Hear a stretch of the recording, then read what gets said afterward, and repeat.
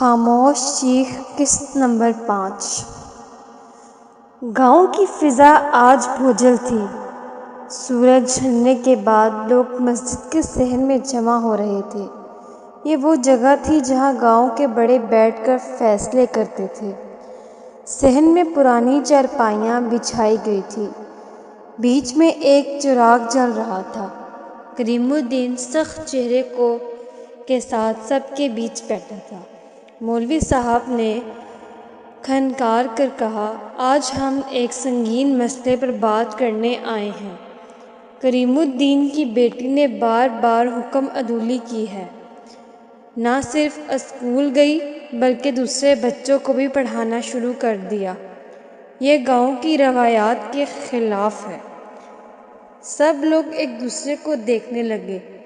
کچھ کے چہروں پر غصہ، کچھ پر ہچکچاہٹ تھی۔ ماں کے ساتھ حیا کو بھی صحن میں لایا گیا۔ گاؤں کی عورتیں کنارے کھڑی سرگوشیاں کر رہی تھیں۔ مولوی صاحب نے سوال کیا، بیٹی کیا یہ سچ ہے کہ تم پڑھائی کرتی ہو اور دوسروں کو بھی سکھاتی ہو؟ حیا نے نگاہیں جھکا کر آہستہ مگر صاف آواز میں کہا، جی یہ سچ ہے۔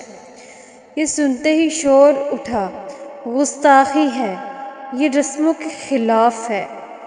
لیکن کچھ کمزور سی آوازیں بھی آئیں، بیٹی ٹھیک کہہ رہی ہے، علم بڑا تو نہیں؟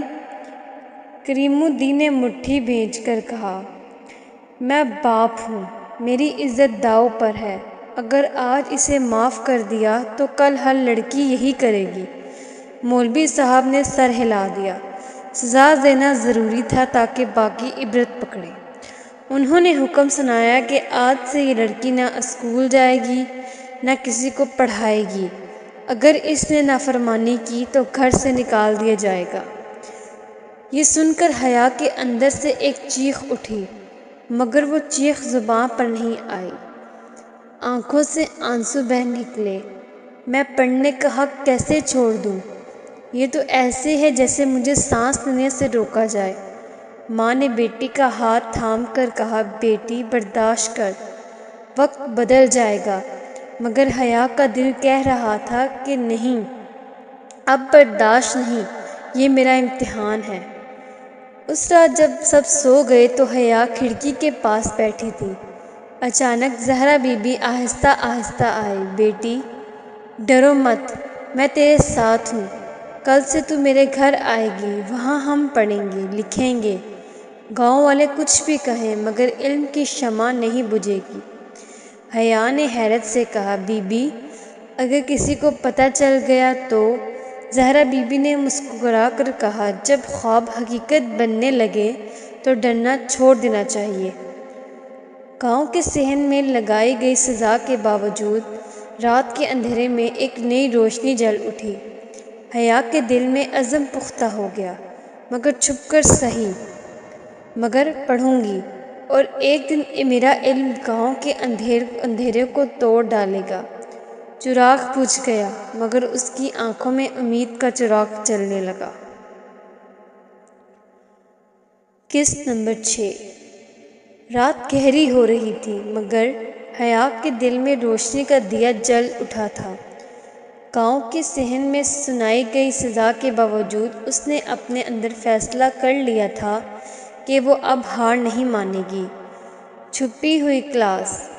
زہرا بی بی نے اپنے کچے گھر کے ایک کمرے کو چھوٹی سی کلاس بنا دیا تھا۔ پرانی چارپائیاں، دیوار پر چونے سے لگے حروف اور ایک پرانا لالٹین۔ یہی ہے تیرا مدرسہ حیا، زہرا بی بی نے مسکرا کر کہا۔ پہلی رات جب حیا وہاں پہنچی تو اس کے دل کی دھڑکنیں تیز تھیں۔ باہر سے ذرا سا شور آتا تو یوں لگتا جیسے کوئی دیکھ نہ لے۔ حیا نے تختی پر پہلا لفظ لکھا، علم۔ زہرا بی بی نے آنکھوں میں آنسو بھر کر کہا، یہی وہ چراغ ہے جو اندھیروں کو مات دیتا ہے۔ آہستہ آہستہ گاؤں کے کچھ بچے بھی چھپ کر آنے لگے۔ صفیہ جو چپ چاپ سب کی خدمت کرتی تھی، ناصر جو مزدوری کے بعد رات کو پڑھنے آتا، اور چھوٹا سلیم جس کا خواب تھا کہ ایک دن اسکول ماسٹر بنے گا۔ حیا ان سب کو پڑھاتے ہوئے بھول چکی تھی کہ وہ خود بھی سزا کے سائے میں ہے۔ بچوں کے چہرے کی خوشی اسے طاقت دیتی، مگر روشنی جہاں بھی جلتی ہے اندھیرے وہاں قدم رکھتے ہیں۔ گاؤں کے کچھ لوگوں کو شک ہونے لگا کہ زہرا بی بی کے گھر کچھ چل رہا ہے۔ ایک رات کریم الدین کے کانوں میں بھی سرگوشی پہنچی، تمہاری بیٹی اب بھی ضدی ہے، وہ پڑھائی چھوڑنے والی نہیں۔ کریم الدین کا چہرہ غصے سے سرخ ہو گیا۔ اگر یہ سچ ہے تو اس بار سزا ایسی دوں گا کہ سب یاد رکھیں۔ گھر آ کر ماں نے حیا کو چپکے سے گلے لگایا، بیٹی سنبھل جا، لوگ تیرا خون کے پیاسے ہیں۔ حیا نے ماں کے کان میں آہستہ کہا، اماں اگر میں ڈر گئی تو یہ خواب ہمیشہ کے لیے مر جائیں گے۔ ماں کی آنکھوں میں آنسو تھے مگر دل میں بیٹی پر فخر بھی تھا۔ ایک رات جب سب بچے پڑھنے آئے ہوئے تھے، اچانک دروازے پر دستک ہوئی۔ سب کے دل کی دھڑکن رک گئی۔ زہرا بی بی نے چراغ بجھا دیا، اندھیرے میں صرف سانسوں کی آواز سنائی دے رہی تھی۔ باہر سے کریم الدین کی گرج درد آواز آئی، دروازہ کھولو۔ بچے خوف سے ایک دوسرے کے ساتھ چمٹ گئے۔ حیا نے دل ہی دل میں دعا کی، اے اللہ یہ چراغ بجھنے نہ دینا۔ دروازے کی دستک مزید زوروں سے ہونے لگی۔ لمحہ بہ لمحہ خطرہ بڑھ رہا تھا کہ حیا اور بچے پکڑے جائیں گے یا زہرا بی بی کوئی چال چل کر سب کو بچا لیں گی۔ چراغ بجھا ہوا تھا مگر دلوں میں علم کی روشنی پہلے سے زیادہ روشن تھی۔ قسط نمبر 7۔ دروازے پر کریم الدین کی گرجدار آواز گونج رہی تھی، دروازہ کھولو ورنہ توڑ دوں گا۔ زہرا بی بی کے ہاتھ کانپ رہے تھے مگر ان کی آنکھوں میں خوف کے ساتھ ایک ہمت بھی تھی۔ انہوں نے بچوں کو اشارہ کیا، خاموش رہو، سانس بھی آہستہ لو۔ زہرا بی بی نے دروازے کے قریب جا کر آواز دبائی، کون ہے اتنی رات گئے، کیوں شور مچا رہے ہو؟ باہر سے کریم الدین چلایا، مجھے سب خبر ہے، اندر کیا چھپا رکھا ہے؟ زہرا بی بی نے آہستہ سانس لی اور پھر کہا، بس بیمار ہوں، تھوڑا دوا لینے گئی تھی، چراغ بجھ گیا، اسی میں وقت لگ گیا، اندر کچھ نہیں ہے۔ خاموشی چھا گئی۔ حیا اور باقی بچے اندھیرے میں ایک دوسرے کا ہاتھ سختی سے تھامے بیٹھے تھے۔ کریم الدین نے دروازے پر زور سے ہاتھ مارا مگر پھر کچھ بڑبڑاتا ہوا پلٹ گیا۔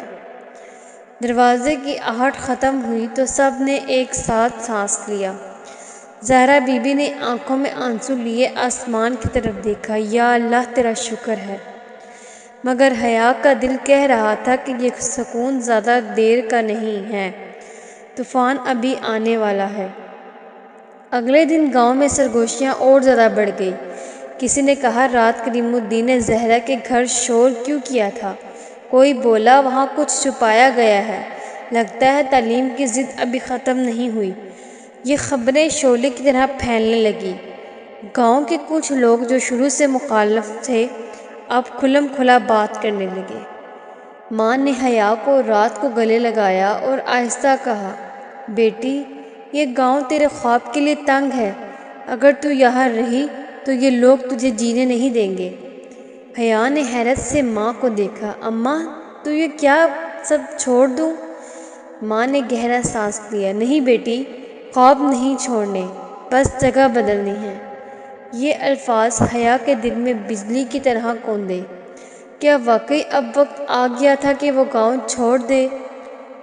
رات گئی، حیا چھت پر جا کر آسمان کی طرف دیکھتی رہی۔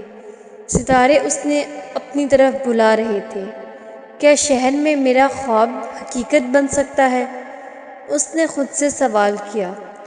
اسی لمحے دل کی گہرائی سے آواز آئی، ہاں، جہاں خواب کی چراغ بجھائے جاتے ہیں وہاں سے نکل جانا ہی اصل ہمت ہے۔ صبح ہوتے ہی حیا کے سامنے ایک فیصلہ کھڑا تھا، کیا وہ ماں کی بات مان کر گاؤں چھوڑ دے گی یا پھر یہیں رہ کر طوفان کا سامنا کرے گی؟ ہوا میں عجب سا بوجھ تھا، جیسے آنے والے دن ایک نئی جنگ لے کر آ رہے ہوں۔ قسط نمبر 8۔ رات کی خاموشی میں زہرا بی بی نے اپنی بیٹی کا ہاتھ تھام کر کہا، بیٹی، خوابوں کے راستے ہمیشہ آسان نہیں ہوتے۔ گاؤں میں جو آگ بھڑک چکی ہے وہ ہمیں جلا دے گی، لیکن شہر میں شاید کوئی پناہ مل جائے۔ حیا نے نم آنکھوں سے ماں کو دیکھا۔ اماں، اگر میں چلی گئی تو آپ اور بہن بھائیوں کا کیا ہوگا؟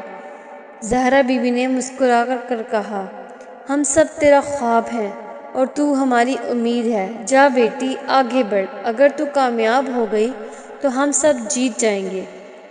صبح کا وقت تھا۔ گاؤں کی مٹی سے لپٹی کچن گلیوں میں اندھیرا ابھی باقی تھا۔ حیا نے چھوٹا سا بیگ کندھے پر ڈالا۔ ماں نے ایک پرانا دوپٹہ اس کے سر پر رکھا اور دعاؤں میں بھیگتی آواز میں کہا، یہ تیرا سائبان ہے، اسے کبھی اتارنا نہیں۔ چھوٹے بہن بھائی حیا سے لپٹ کر رونے لگے۔ ان کی آنکھوں سے بہتے آنسو حیا کے دل پر کاٹنے پر چبھنے لگے۔ گھر کے کچے صحن میں وہ لمحہ ایسا تھا جیسے سب کچھ ٹوٹ رہا ہو، مگر اندر ہی اندر ایک نیا سفر جنم لے رہا تھا۔ حیا نے گاؤں کے کچے راستے پر آخری بار قدم رکھا۔ وہ مٹی جس پر وہ بچپن سے دھوڑی تھی اب اسے پرایا کر رہی تھی۔ پیچھے سے گاؤں کی عورتوں کی سرگوشیاں سنائی دے رہی تھی، یہ جا رہی ہے، پڑھنے شہر جا رہی ہے، دیکھنا ناک کٹوائے گی۔ حیا نے دوپٹے کے پلو سے آنکھیں صاف کی اور دل ہی دل میں کہا، اگر ناک کٹتی ہے تو کٹ جائے، لیکن خواب نہیں کٹنے دوں گی۔ گھنٹوں کا سفر طے کرنے کے بعد جب حیا شہر پہنچی تو اس کی آنکھیں حیرت سے پھیل گئیں۔ بلند عمارتیں، بھاگتے لوگ، شور اور روشنیوں کا ہجوم، یہ سب کچھ اس کے گاؤں کی خاموشی اور اندھیروں سے بالکل مختلف تھا۔ لیکن اس ہجوم میں بھی اسے تنہائی کا احساس تھا۔ کیا یہ جگہ میرا ساتھ دے گی؟ کیا یہاں بھی خواب اجنبی رہیں گے؟ حیا کو شہر میں رہنے کی جگہ ڈھونڈنی تھی، مگر بغیر جان پہچان، بغیر سہارا یہ آسان نہ تھا۔ وہ گلیوں میں کئی گھنٹے بھیگتی رہی، تھکن سے اس کے قدم لڑکھڑانے لگے۔ آخر کار ایک پرانی خواتین ہاسٹل کی دیوار کے پاس جا کر بیٹھ گئی۔ آنکھوں میں آنسو تھے مگر دل میں عزم تھا، میں تھک جاؤں گی، رو لوں گی، لیکن ہار نہیں مانوں گی۔ چاندنی رات میں ہاسٹل کی کھڑکی سے روشنی جھانک رہی تھی۔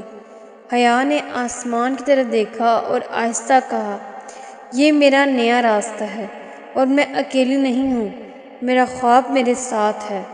اس کی آنکھوں میں آنسو بھی تھے اور چمک بھی، جیسے اندھیروں میں روشنی کا چراغ اٹھا ہے۔